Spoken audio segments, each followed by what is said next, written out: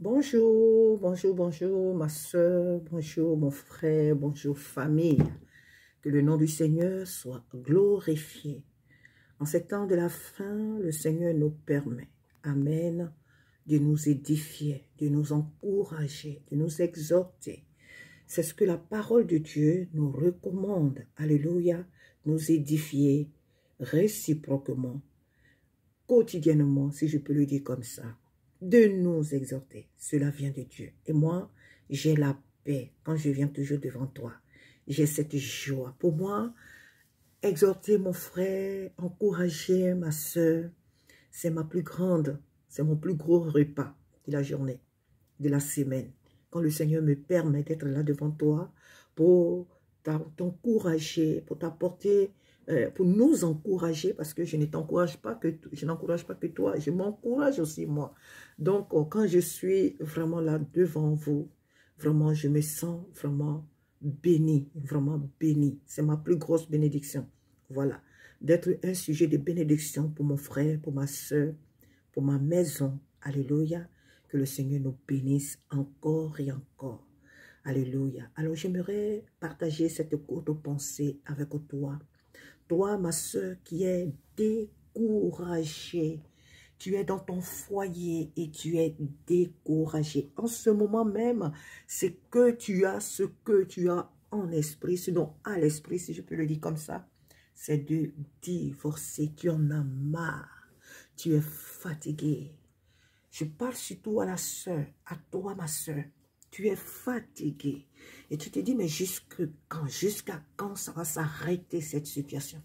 Jusqu'à quand cet homme va rester sourd à mes paroles, à mes conseils? Jusqu'à quand cet homme va me respecter?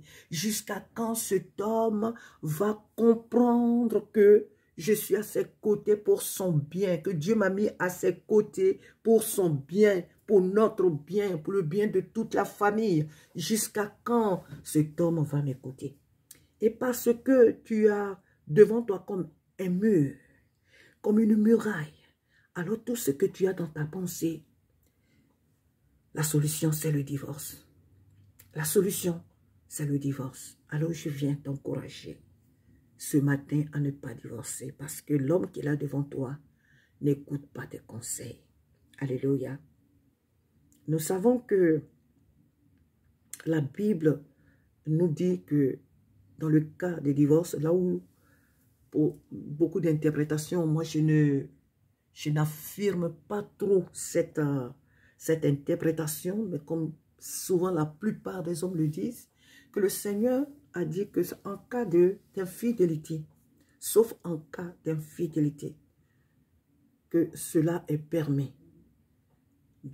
Sauf en cas d'infidélité, quand il y a aussi la violence. Nous, on peut rajouter la violence parce que quand l'homme est vraiment violent, pour préserver ta vie, pour préserver vraiment ta vie et celle de tes enfants, tu es amené à quitter la maison, mais en cas de violence pour un temps. Mais quand il y a l'infidélité et que ce dernier ne reconnaît jamais son tort, ne reconnaît pas qu'il est en train de faire du mal à quelqu'un, à un être humain, qu'il pense faire des choses à un objet et que cela ne s'arrête pas malgré toutes comment on appelle, les précautions, tous les moyens utilisés pour qu'il arrête et que cet homme pense qu'il est dans son droit d'agir de la sorte. Ben écoute, pour se préserver, là on peut dire que oui, on divorce parce que, écoute, on n'est pas né pour mourir de façon précoce. On est né, le Seigneur nous a envoyés dans le monde pour accomplir une destinée. Pour accomplir une destinée, donc on ne permettra pas à une personne d'arrêter cette destinée-là de manière vraiment subite. Donc peut-être que dans ce cas, on a cette pensée-là. Alléluia. Mais il faut comprendre qu'avec le Seigneur, il y a toujours des solutions. Même en cas d'infidélité, avec le Seigneur, il y a toujours des solutions. Parce que moi, j'ai entendu beaucoup de témoignages ici sur Club 700 et bien d'autres chaînes chrétiennes où le mari était vraiment aguerri dans ces œuvres-là. Mais le Seigneur l'a délivré. Pourquoi? Parce que le cœur de l'homme lui-même était disposé à changer. Le cœur de l'homme était disposé à changer. Donc le Seigneur a fait quelque chose. Et cet homme a changé vraiment de vie. Alors j'aimerais t'encourager vraiment à ne pas baisser, à ne pas baisser les bras. Ne baisse pas les bras. Prie encore pour ton homme. Nous savons depuis le jardin d'Éden que l'homme que Dieu a créé, pas que Dieu l'ait créé ainsi, Dieu n'a pas créé le mal. Dieu n'accepte pas le mal. Mais tout ce que nous constatons depuis le jardin d'Éden, c'est que l'homme masculin est celui-là qui, lorsque souvent l'être que Dieu a mis à ses côtés comme épouse lui dit des bonnes choses, il n'accepte pas. Nous avons vu, Ève arrive dans le jardin auprès de son mari, Adam. Elle lui donne le fruit et il est soumis, il ne dit rien. Il ne dit pas à la femme que non, c'est pas ce que Dieu m'a dit. Avant que tu n'arrives, Dieu a posé ici des consignes et je te les ai données aussi. Je t'ai fait part de toutes les consignes que Dieu nous a données. Dieu m'a donné. Donc, tu fais partie désormais de ma vie. Tu es ma moitié. Donc, les consignes, les commandements que Dieu m'a donnés, toi aussi désormais, tu dois obéir aussi à ces commandements. Adam ne dit absolument rien à Ève. Il mange le fruit. Depuis ce temps-là, l'homme masculin, l'homme est soumis toujours à ce qui est mauvais. L'homme est soumis à tout ce qui est mauvais. Quand tu as un mari, tu lui dis, on va acheter un terrain, on va construire, on va faire telle chose, ses oreilles sont fermées. C'est certains hommes. Hein. Parce que vraiment, excusez-moi, moi je n'insulte pas mes frères, je n'insulte pas les hommes. Ce n'est pas cela que Dieu m'a appelé. Mais je suis en train de parler d'un cas précis. Pour dire que l'homme, souvent quand la femme à ses côtés lui dit on va faire des bonnes choses, on va acheter un terrain, on va faire ceci, mais tout ce qui est bien, hein, ses oreilles là sont fermées. Mais quand il a une femme qui lui dit que ta mère ne vienne pas ici, je ne vais pas voir tes frères ici, je ne vais pas faire tout ce qui est mauvais. Quand il a une femme qui lui donne de mauvais conseils, il est de suite soumis. Il agrée. Même sa propre mère, quand une femme lui dit « Je ne veux plus voir ta mère ici », il accepte. Il accepte. Les enfants que tu as eus avant que toi et moi on ne se rencontre, avant que tu ne m'épouses, les enfants que tu as fait au dehors là, je ne veux pas les voir ici. Il va accepter. Mais tout ce qui est mauvais, l'homme est prêt à obéir à cela. Quand sa femme lui dit de faire des mauvaises choses, comme Ève l'a fait dans le jardin, il est prêt. Qu'est-ce que chose a fait? Notre père Abraham, qu'est-ce qu'il a fait? Abraham, qu'est-ce qu'il a fait? Il a écouté sa femme, Sarah, en prenant Agar, comme je l'ai dit dans l'une des vidéos récentes. Ce n'est pas à Sarah que Dieu parlait, c'était à Abraham. La parole de Dieu dit que Abraham est l'ami de Dieu. Donc Abraham, c'est lui qui était dans l'intimité de Dieu. Dieu ne lui avait pas dit qu'il allait lui donner un enfant par une étrangère parce que sa femme était stérile. Donc il allait lui donner un enfant par une autre femme. Non, Dieu ne lui avait jamais dit. Mais cependant, Abraham a écouté Sarah. Abraham a écouté Sarah. Et je pense, nous voyons David. Bon, dans son cas, ce n'était pas mauvais, mais nous voyons quand David, Bathsheba vient de suite lui dire que, ah oui, ton fils Adonijah, il a fait ça. Oh, tu m'avais dit que c'est ton fils, c'est mon fils Salomon qui allait venir, une femme qui se bat pour son fils. De suite, là où David s'est levé, il a établi, c'était le plan de Dieu, je ne dis pas non. Mais de suite, David s'est levé, bon, peut-être cet exemple-là, il est bien, mais bon, on va le dire comme ça. David de suite s'est levé, il a fait. Il a fait. On va dire que celui-là, c'est un bon exemple. Parce que c'était le plan de Dieu, donc il a fait. Mais l'homme est très soumis aux mauvaises choses. Quand l'homme a une femme qui lui donne de mauvais conseils, ça, de suite, là, il est prêt à accepter cela. Tu vas le dire, pour nous qui venons de l'Afrique, tu vas dire à l'homme, ah, la plupart, en tout cas, mais sur 100, il y a au moins 90 qui sont comme ça. On n'a qu'à faire des mandats aux parents. Ah, il faut envoyer de l'argent à tes parents. Même lui, pour son propre bien, il va dire non. Tu dis, on va faire ça, il dit non. Tout ce qui est bien là, on vient de quelque part. On n'a qu'à faire ça pour avoir un toit chez nous. On n'a qu'à faire ça. On n'a qu'à faire ça. Même dans le pays où on est là, on n'a qu'à réaliser. On n'a qu'à faire ça. Il va te dire non. Ou il joue à la sourde oreille. Même s'il ne te dit pas non à la minute là. Mais il ne va pas faire. Il traîne. tout ce qui est bon, la plupart des hommes traînent à agir. La plupart des hommes traînent à faire ce qui est bien. Les choses qui sont bonnes venant de leur épouse, ils les traînent à obéir à cela. Mais quand ce sont des mauvaises choses, de suite, là, il va s'appliquer. De suite, là, il va faire ça. Comme je l'ai dit tout à l'heure, si jamais il a eu des enfants avant de t'épouser, si la femme est une mauvaise femme qui lui dit que non, je ne veux plus voir tes enfants ici, je ne veux plus que tu t'en occupes, eh bien, de suite, là, il va obéir. Ses propres enfants, hein, il va les délaisser. Il va les délaisser.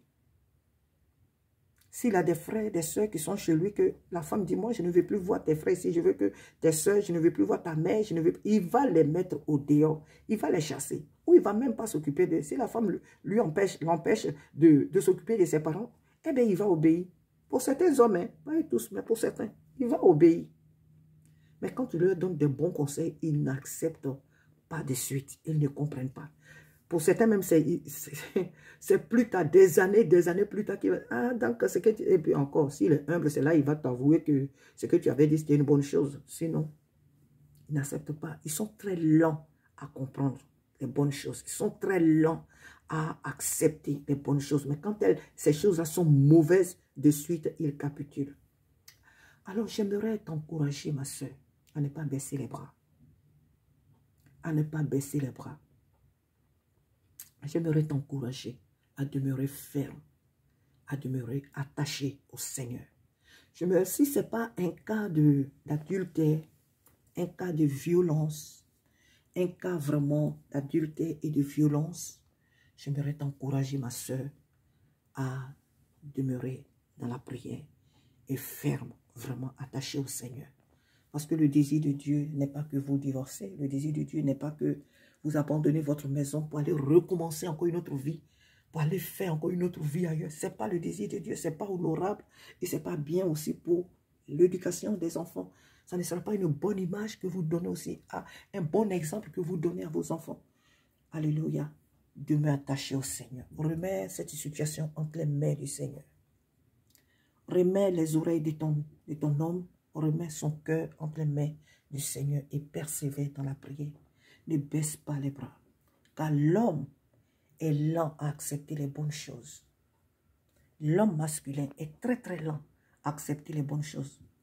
Surtout quand elles viennent de son épouse. Il est très lent à comprendre, à accepter les bonnes choses. Il ignore que la femme que Dieu a mis à ses côtés, là, Dieu l'a appelée une aide. Elle est venue là pour combler un vide. Les choses auxquelles il ne pensait pas. Les choses auxquelles il ne voyait pas. Cette femme-là, elle est là pour voir ces choses, pour entendre ces choses, pour combler ce vide-là. Il ne comprend pas cela. L'homme masculin est très lent à comprendre quelquefois les bonnes choses. Et pour cela, vraiment, il faut vraiment persévérer dans la prière. Parce que tu vas abandonner celui-là parce qu'il n'accepte pas les bons conseils que tu lui donnes. Tu vas aller chez l'autre. Un jour, tu vas faire un faux pas parce que nous sommes des êtres humains. Tu vas lui donner peut-être un mauvais conseil. Ça, il va accepter. Mais ça sera pour votre destruction. Ça, il va obéir à ça. Mais ça sera pour votre destruction. La destruction de toute votre maison. Et des choses qui vont impacter négativement votre vie, votre destinée. Et pour cela, il faut vraiment mettre bas la terre, ma soeur, et fléchir les genoux. N'aie pas le recours au divorce. Si cet homme-là ne te bat pas, si cet homme-là ne te piétine pas, si cet homme-là ne court pas les femmes par-ci, par-là, parce qu'il y a des chrétiens et chrétiens. Il y a des chrétiens, hein, ceux-là, ce sont ceux qui aiment Dieu, qui honorent Dieu. Aujourd'hui, tout le monde s'appelle les chrétiens. Tout le monde n'est pas chrétien. Tout le monde n'est pas enfant de Dieu. Il y a des hommes dans la maison de Dieu qui sont là que pour se faire eux-mêmes plaisir. Mais ils ne sont pas là pour honorer Dieu. Ils ne sont pas là pour vivre comme Dieu le veut. Et donc, ces personnes-là viennent dans la maison de Dieu et ils piétinent les principes de la parole de Dieu. Et la Bible les appelle des loups. Ils sont couverts des vêtements des brebis. Mais au-dedans d'eux, ce sont les enfants du diable. Amen. Et je crois que ton époux n'est pas un homme, n'est pas un enfant du diable. Ton époux n'est pas un fils des démons. C'est un homme que Dieu t'a donné. Je ne sais pas comment vous vous êtes rencontrés, Mais à partir du moment où vous vivez ensemble, que vous êtes mariés légalement, que vous avez des enfants, même si vous n'avez pas d'enfants, mais que vous êtes mariés légalement, et peut-être que vous vivez dans le concubinage, mais vous envisagez régulariser votre situation, sache que le Seigneur est là avec vous. Sinon, il est là avec toi, il est là avec vous, bien sûr. Et le Seigneur vous aime et il est capable de changer les choses. Si cet homme n'est pas un pratiquant du péché, du désordre, moi je pense que ma soeur, il faut persévérer encore dans la prière. Si c'est seulement pour les projets que tu as à cœur, des choses, des bonnes choses, des bons conseils que tu lui donnes qu'il refuse d'écouter, il faut savoir que cela vient de très loin, depuis le jardin d'Éden. Mais le Seigneur est capable de tout changer. Alors persévère dans la prière. Abandonne cette procédure de divorce. Abandonne cette procédure de divorce. Et fléchis encore les genoux. Le Seigneur est capable de transformer cette situation. L'homme est très lent à accepter les bonnes choses. Quand il a une épouse qui lui donne des bons conseils, il ferme les oreilles. Cela vient depuis le jardin d'Éden. L'homme, il entend les mauvaises choses.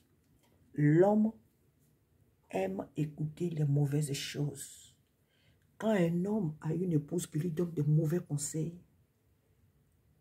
il devient un avec elle. Il devient vraiment un avec elle en tout.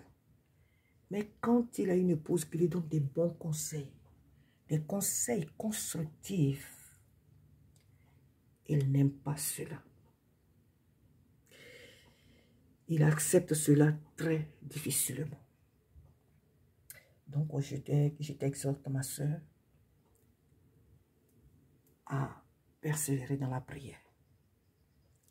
Je l'ai dit pour finir, je vais encore le dire. Si ce n'est pas que cet homme pratique l'adultère, la violence, l'arrogance et qu'il le prend comme un objet, mais même les objets que nous avons dans nos maisons, nous les entretenons. Moi, je fais le ménage dans ma maison ici. Je lave, je fais la vaisselle, je fais tout dans ma maison. Donc, même les objets, on les entretient. Mais s'il te prend comme sa chose, comme un chiffon,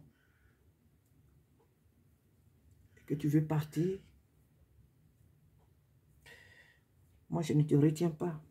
C'est à toi qui revient la décision. Si ce n'est pas ces cas-là que je viens de citer, c'est à toi seul que reviendra la décision. Mais pour les autres cas, si c'est parce que non, il ne m'écoute pas, il ne m'écoute jamais. Quand je lui dis on va faire ça, il ne fait pas. Quand je lui dis on va faire ça, il ne fait pas. Il fait ces choses en cachette. Il fait ces choses ici, il fait ceci, il fait cela. Mets cela en prière. Le Seigneur peut restaurer. Le Dieu que nous servons est un restaurateur. Il peut vous restaurer. Il peut l'amener un jour à fléchir l'oreille sur les bonnes choses que tu lui dis. Que Dieu te bénisse. Que le Seigneur te soutienne dans cette épreuve. Que le Seigneur te fortifie. Abandonne ces procédures. Jésus revient. Le Seigneur Jésus revient. Ce n'est pas le moment de baisser les bras. Alléluia. Le Seigneur Jésus revient. Ce n'est pas le moment de baisser les bras, ma soeur. Prends courage. Prends courage et persévère encore dans la prière, car notre Dieu est le restaurateur des familles. Sois béni et très très bonne journée à toi. Alléluia, alléluia, alléluia. Que Dieu soit béni. Que Dieu soit béni. Dieu soit loué de ce qu'aujourd'hui l'évangile prend encore de l'ampleur à travers l'humanité. L'évangile prend vraiment de l'ampleur par la grâce de Dieu à travers le monde en ces temps de la fin. Et on prie pour que les hommes soient vraiment sensibles à la voix de l'Esprit de Dieu. Amen. On prie vraiment pour que les hommes masculins, les hommes, soient sensibles vraiment à la voix de l'Esprit. Peut-être pas de la même manière que la femme, mais qu'ils soient soumis en tant que les chefs, en tant que les propriétaires des foyers. Que ces hommes soient sensibles à la voix de l'Esprit. Amen. Que ces hommes soient sensibles à la voix de l'Esprit. C'est vraiment la prière que nous faisons très souvent pour que le Seigneur intervienne dans la vie de nos frères, pour ne pas qu'il y ait des catastrophes. Parce que Dieu a besoin des familles L'église, c'est la famille. Et Dieu a besoin de la famille pour que son œuvre avance. Si les familles sont en décadence, si les familles sont hors de son plan, ça sera compliqué. Ça sera compliqué. Donc, il est important que les familles soient soudées. Amen. Il est important que l'homme et la femme vivent ensemble avec les enfants pour pouvoir faire l'œuvre de Dieu, pour pouvoir accomplir la vision du Seigneur pour l'humanité. Amen. Prends courage, ma soeur. Essuie tes larmes et prends courage dans la prière. Persévère. Amen. Dans la prière, le Seigneur te répondra. Très bonne journée à toi. Courage à toi. Courage à toi, ma soeur. À bientôt.